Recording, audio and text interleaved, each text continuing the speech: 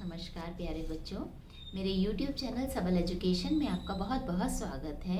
आज की कक्षा में हम हिंदी इलेक्टिव क्लास 11th की पाठ्यपुस्तक अंतरा भाग 1 के काव्य खंड के महाकवि पद्माकर जी द्वारा रचित कवित्त पढ़ने और समझने जा रहे हैं।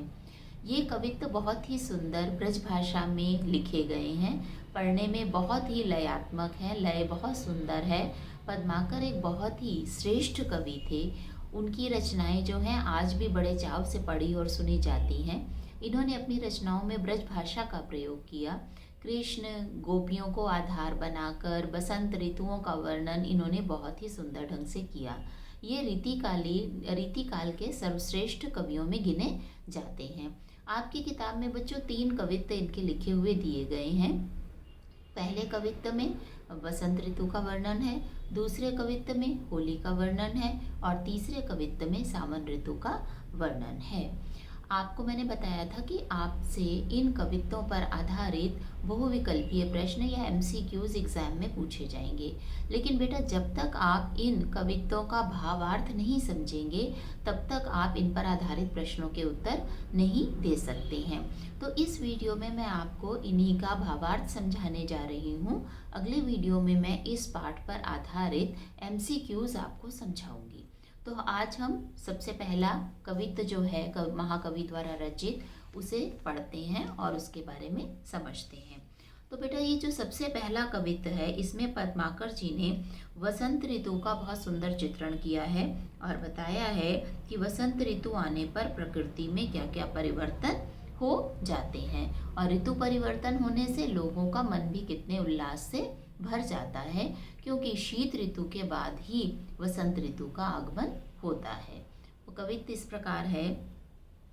औरे भांति कुंजन में गुंजरत भीर भौर, औरे डोर झोरन पे बोरन के वह गए, कहे पद माकर सु और भांति गलियानी, छलिया छबील छैल और छवि वह गए, और भांति विहग समाज में आवाज होत, ऐसे ऋतु राज के न आज दिन द्वै गए, औरे रस औरे रीत औरे राग औरे रंग औरे तन औरे मन औरे बन वह गए।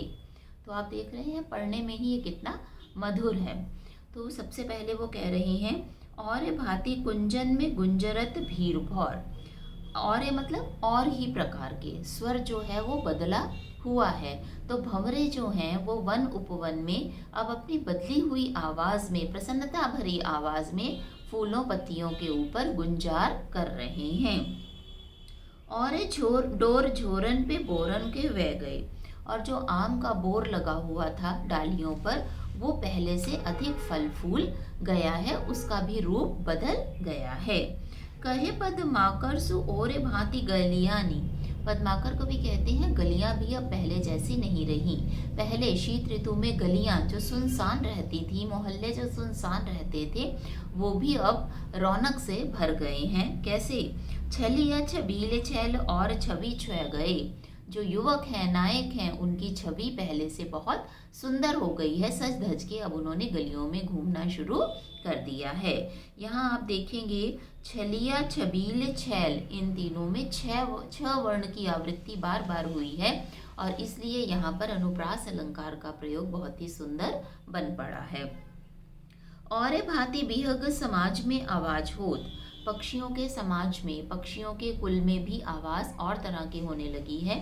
मधुर स्वर में कोयल आम के पेड़ पे बैठकर अपनी मीठी आवाज में गाने गा रही है। बाकी पक्षी भी, क्योंकि शीत ऋतु में बहुत ठंड होती है, पक्षी भी अपने घोंसलों में दुबके बैठे रहते हैं। लोग भी अपने घरों से कम बाहर निकलते हैं। लेकिन जैसे ही बसंत ऋतु का प्रारंभ होता है, ऋतु बदलती है, वैसे ही पक्षी भी अपने घोंसलों से बाहर निकलते हैं, चहचहाते हैं और लोग भी अपने घरों से बाहर मौसम का आनंद लेने के लिए घूमने निकलते हैं। ऐसे ऋतु राज के न आज दिन द्वै गए। कवि कह रहे हैं अभी तो 2 दिन ही बसंत ऋतु को प्रारंभ हुए। बसंत को ऋतुओं का राजा कहा जाता है, तो अभी बसंत को शुरू हुए 2 दिन ही हुए हैं। और रस और रीति और राग और रंग और तन और मन और बन वह गए। सब चीजों में परिवर्तन हो गया है। रस, रीति, राग, रंग, तन, मन, बन, वन मतलब जंगल, सब में परिवर्तन हो गया है। और पहले से सभी जगह अधिक सुंदर लगने लगी हैं। अब जो दूसरा वाला यहाँ पर कवित्त है बच्चों, इसमें कवि ने वर्षा ऋतु का होली का बहुत ही सुंदर चित्रण किया है।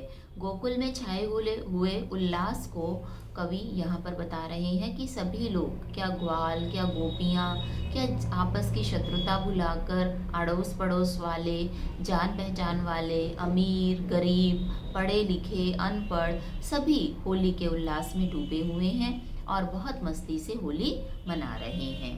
कवि कहते हैं, गोकुल के कुल के गली के गोप गाँव के, जो लगी कछु को कछु भाखत बने नहीं, कहे पदमाकर परोस पिछवारन के द्वारन के दोरी गुण ओगुन गने नहीं, तोलो चलित चतुर सहेली आए कहू कहू, नीके के निचोरे ताहि करत मने नहीं, हो तो श्याम रंग में चुराई चित चोरा चोरी, बोरत तो बोरियों पे निचोरत बने नहीं।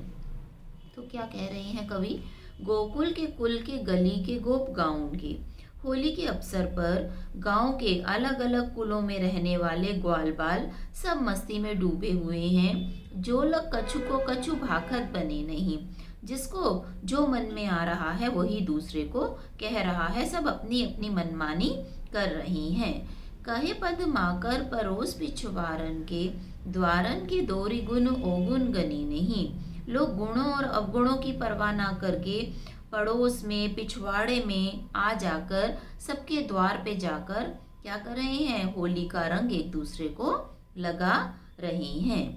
तौलो चलित चतुर सहेली आए कहू कहू, कोई एक गोपी अपनी चतुर सखी से कह रही है, क्या कह रही है, नीके के निचोरे ताहि करत मने नहीं, कि मेरे वस्त्र तो सारे भीगे हुए हैं लेकिन उन्हें निचोड़ने का मेरा मन नहीं कर रहा। क्यों नहीं कर रहा, हो तो श्याम रंग में चुराई चित चोरा चोरी, क्योंकि मेरा हृदय तो श्याम के रंग में, कृष्ण के रंग में डूबा हुआ है। और मुझे क्या लगता है, बोरत तो बोरियों पे निचोरत बने नहीं, मुझे ये डर लगता है अगर मैं कृष्ण के रंग में रंगी हुई अपने इन वस्त्रों को निचोड़ दूंगी तो कहीं श्याम के प्रेम का रंग भी मुझसे अलग ना हो जाए, इसलिए मैं इन्हीं गीले वस्त्रों के साथ ऐसे ही रहना चाहती हूँ, अपने वस्त्रों को निचोड़ना नहीं चाहती। तो इस तरह से बेटा इस दूसरे कवित्त में होली के उल्लास का वर्णन आपको कवि ने बताया है। इसके बाद तीसरा जो यहाँ पर कवित्त पद्माकर जी द्वारा रचित दिया गया है, उसमें वर्षा ऋतु के सौंदर्य का वर्णन किया गया है कि वर्षा आने पर किस तरह से भौरे गूंजने लगते हैं, मोर शोर मचाने लगते हैं, सावन के झूले डल जाते हैं और लोग बड़े उल्लास पूर्वक, प्रसन्नता पूर्वक सावन ऋतु का आनंद लेते हैं, वर्षा का आनंद लेते हैं। कवित्त इस प्रकार है, भोरन को गुंजन बिहार बर कुंजन में, मंजुल मलारन को गावनो लगत है, कहे पद माकर गुमान होते मान होते, प्राण होते प्यारो मन भावनो लगत है, मोरन को सोर घन घोर चहु ओरन, हिंडोरन को वृंद छवि छावनो लगत है, नेह सर सावन में मेह बर सावन में, सावन में झूली वो सुहावनो लगत है। कवि कह रहे हैं, भोरन को गुंजन, भंवरों का गूंजना, भंवरों की जो आवाज है, कहाँ पर, विहार वन कुंजन में, बाग बगीचों में भंवरे जो गुंजार कर रही हैं, कैसा प्रतीत हो रहा है, मंजुल मल्हारन को गावनो लगत है, ऐसे लग रहा है वो बड़ा सुंदर मल्हार राग गा रहे हैं, राग का गायन कर रहे हैं, मल्हार राग में गीत गा रहे हैं। कहे पदमाकर गुमान होते मान होते, पद्माकर कवि कह रहे हैं, कोई घमंड करके बैठा है, कोई रूठ कर बैठा है, चाहे प्रेमी, प्राण होते प्यारो मन भावनो लगत है, लेकिन प्रियतमा को वो अपना रूठा हुआ प्रेमी, अपना घमंड में बैठा हुआ प्रेमी भी बड़ा मन भावन लगता है। ये ऋतु ही ऐसी है कि प्रेमी को प्रेमिका पर और प्रेमिका को अपने प्रेमी पर बहुत प्यार आता है। मोरन को शोर घन घोरन चहु ओर, मोर का शोर जो है चारों तरफ सुनाई दे रहा है, हिंडोरन को वृंद छवि छावनो लगत है, और झूले पर झूलते हुए नर और नारियों, स्त्री और पुरुषों का जो वृंद कहते हैं, स्त्री और पुरुष का समूह, युगल, दोनों स्त्री और पुरुष जो हैं वो बड़े ही सुंदर लग रहे हैं। नेह सर सावन में मेह बर सावन में, इस प्रेम को जताते हुए बरसते हुए बादलों में सावन में झूली वो सुहावनो लगत है। तो बारिश भी बरस रही है, अपने प्रिय का प्रेम भी बरस रहा है। ऐसे वर्षा ऋतु में, सावन ऋतु में क्या अच्छा बहुत लगता है, झूली वो झूला झूलना बड़ा ही सुहाना लगता है। तो इस तरह से बेटा सावन मास में झूला झूलना कितना आनंददायक है, अपने प्रियजनों का अपना पास होना कितना आनंददायक है, कोयल भंवरों का बाग बगीचों में गूंजना, और उस समय वर्षा का होना, वर्षा के होने से पौधों का पल्लवित होना, वृक्षों का हरा भरा हो जाना, ये सब जो हैं चित्र बड़े ही मनोहारी हैं, जिनका यहाँ पर चित्रण महाकवि पद्माकर ने किया है। आप देखेंगे इस कवित्व में आपको कई जगह अनुप्रास अलंकार दिखाई देगा, जैसे बिहार वन में ब वर्ण की आवृत्ति हुई है, मंजुल मलारन में म वर्ण की आवृत्ति हुई है, छवि छावनों में छ वर्ण की आवृत्ति हुई है। इन्हीं सभी जगह बच्चों अनुप्रास अलंकार का प्रयोग किया गया है। आपको मैंने बताया यहाँ सभी में, तीनों कवित्व में कवि ने ब्रज भाषा का प्रयोग किया है। लय का गुण इनके सभी कवित्वों में बहुत सुंदर ढंग से किया गया है, बड़े ही लयात्मक हैं, इनका गायन लय पूर्वक ढंग से किया जा सकता है। तो इस तरह से आशा है आपको इन तीनों जो कवित्व मैंने आपको समझाने का प्रयास किया, इनका भावार्थ समझ में आ गया होगा। अगली वीडियो में हम इन्हीं के MCQs के बारे में आपको बताएंगे। अगर वीडियो आपको अच्छा लगे तो इसे ज़्यादा से ज़्यादा लाइक और शेयर कीजिए। धन्यवाद।